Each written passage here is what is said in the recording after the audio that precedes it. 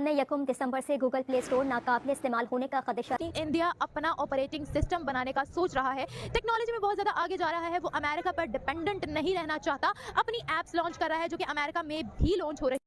खबर आपको दें कि पाकिस्तान में 1 दिसंबर से गूगल प्ले स्टोर नाकाबिल इस्तेमाल हो जाएगा। स्टेट बैंक ने आलमी सर्विसेज फराहम करने वाली कंपनीज को $34 मिलियन की अदायगी मंसूख कर दी है। 1 दिसंबर से पाकिस्तान में गूगल प्ले स्टोर की सर्विसेज डाउनलोड नहीं हो सकी। स्टेट बैंक गूगल को पेमेंट नहीं दे पा रहा और ये भी कहा जा रहा है कि हम नहीं ये रकम दे सकते, पाकिस्तान पे ऑलरेडी बहुत ज्यादा कर्जा है और हमारे पास इस वक्त पैसे नहीं। जय हिंद दोस्तों, पाकिस्तान इन दिनों मुश्किल वक्त से गुजर रहा है। पाकिस्तान में आर्थिक संकट तो पहले से था।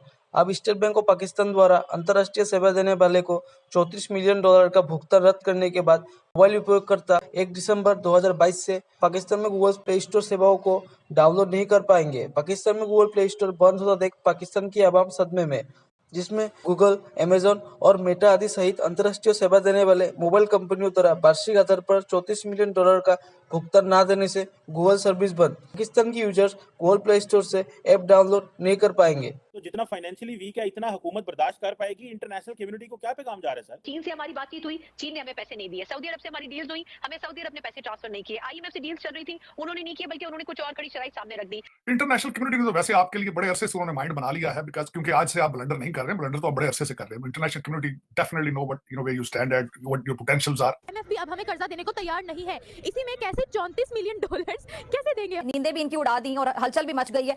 जो इंडिया की पॉपुलेशन है ना, वो दुनिया की फर्स्ट पॉपुलेशन होने जा रही है। वो चाइना को क्रॉस करने जा रही है और दुनिया की सबसे बड़ी मार्केट। व्यूअर्स, अभी एक बहुत बड़ी खबर सामने आई है जिसके मुताबिक ये कहा जा रहा है कि 1 दिसंबर से पाकिस्तान में गूगल प्ले स्टोर को बैन कर दिया जाएगा। स्टेट बैंक गूगल को पेमेंट नहीं दे पा रहा, $34 मिलियन की रकम को रोक लिया गया है स्टेट बैंक की जानिब से और ये भी कहा जा रहा है कि हम नहीं ये रकम दे सकते, पाकिस्तान पे ऑलरेडी बहुत ज्यादा कर्जा है और हमारे पास इस वक्त पैसे नहीं है। बैन होता है गूगल प्ले स्टोर तो हो जाए, हमें कोई लेना देना नहीं है। इसमें अगर इंडिया की बात की जाए तो इंडिया अपना ऑपरेटिंग सिस्टम बनाने का सोच रहा है, टेक्नोलॉजी में बहुत ज्यादा आगे जा रहा है, वो अमेरिका पर डिपेंडेंट नहीं रहना चाहता, अपनी ऐप्स लॉन्च कर रहा है जो कि अमेरिका में भी लॉन्च हो रही है। खबर सामने आई है कि 1 दिसंबर से हम लोग गूगल प्ले स्टोर से कुछ भी डाउनलोड नहीं कर सकते। स्टेट बैंक ने ये कहा है कि $34 मिलियन हमारे पास नहीं है जो कि हमने पे करने थे।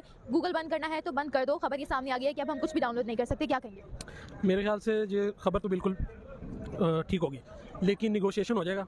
स्टेट बैंक भी इसीलिए कर रहा है क्योंकि भले हमारी आबादी कम है लेकिन कुछ तो रेवेन्यू हम दे रहे हैं ना गूगल को, प्ले स्टोर को। दे विल निगोशिएट और किसी एक बैलेंस अमाउंट पर आ जाएंगे जो हम पे कर देंगे, कुछ उधर से कुछ उधर से। अच्छा, इस अमाउंट में भी हमें थोड़ा रिलीफ चाहिए, आप कहना चाह रहे हैं? रिलीफ मिलेगा। आपको क्या लगता है रिलीफ मिल सकता है? आईएमएफ से हम लोगों ने जितना कर्जा लिया है, हम लोगों ने आईएमएफ की इंस्टॉलमेंट्स, आईएमएफ का पैसा भी अभी तक वापस नहीं किया। आईएमएफ भी अब हमें कर्जा देने को तैयार नहीं है। इसी में कैसे $34 मिलियन कैसे देंगे हम? No, we won't give them ना $34 मिलियन, हम कम देंगे और उसी के लिए तो हम इसीलिए कह रहे हैं ना, व्हाई आर वी सेइंग के emotional blackmail, negotiation, this is negotiation tactic, because Pakistan do give them a revenue ना, कुछ तो हम देते हैं उनको पैसे, इसलिए उनको दे वांट अस के प्ले स्टोर चले यहाँ तो थोड़ा वो भी डाउन करेंगे।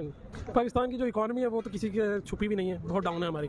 और मेन मसला ये, आप पाकिस्तान की अगर यूथ देखें, परसेंटेज देखें, लास्ट 2-3 ईयर्स में और यूथ में से 30 to 40% अब्रॉड जा रहे हैं। पाकिस्तान रुक ही कोई नहीं रहा। क्यों जा रहे हैं? इकोनॉमी डाउन है, वैल्यू ऑफ मनी नहीं है, पाकिस्तान के पैसे की कदर ही नहीं है और जो बातें हैं डिफॉल्ट में हम जा सकते हैं बिल्कुल।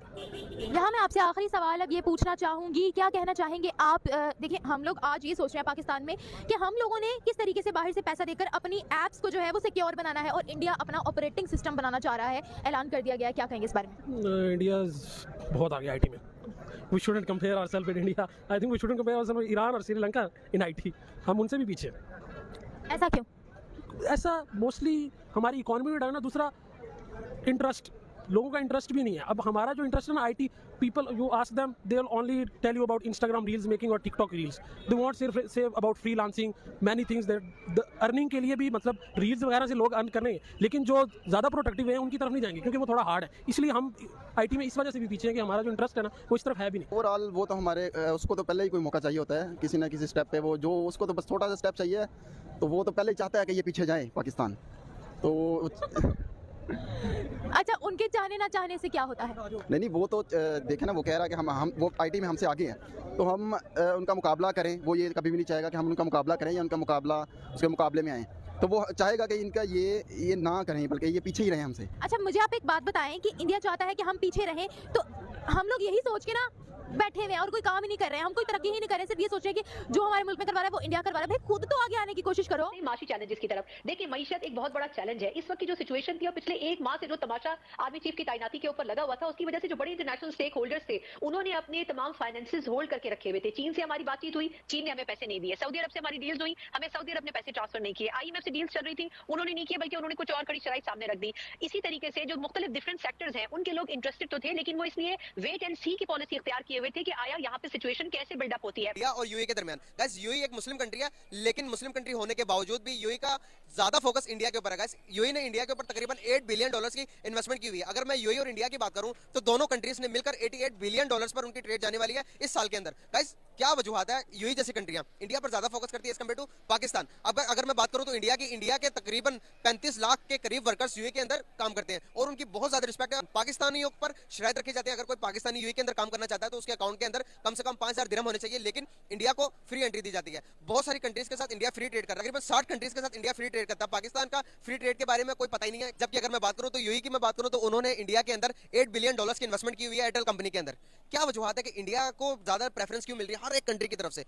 सर इसकी बेसिक वजूहत ये कह सकते हैं हम कि जो हमारे मुल्क की इकोनॉमिक कंडीशंस है ना, जो अपॉर्चुनिटीज़ हैं वो बहुत लिमिटेड है, और जो हमारी सिक्योरिटी कंडीशंस हैं हमारी, जो रिसेंटली हमारे पास अफगान इशू हो गया, अभी देखेंगे अब सवात में मिलिटेंसी स्टार्ट हो रही है।